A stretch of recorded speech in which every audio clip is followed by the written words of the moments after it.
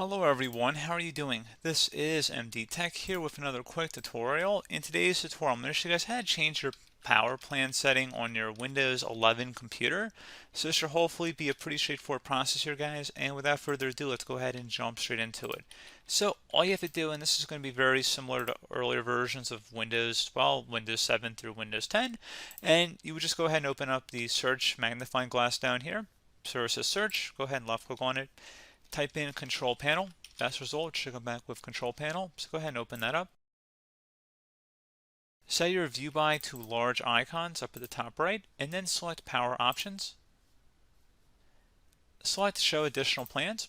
And now you have all the available plans on your system here, anywhere from balanced, which will automatically balance performance with energy consumption on capable hardware, power saver mode, which will save energy by reducing your computer's performance where possible. This is generally better if you are on a laptop and you want to conserve battery power. And you also have high performance, which will favor performance but may use more energy. So it'll drain your battery quicker if you are on a laptop. So if you want to set it to high performance, you can just select high performance there.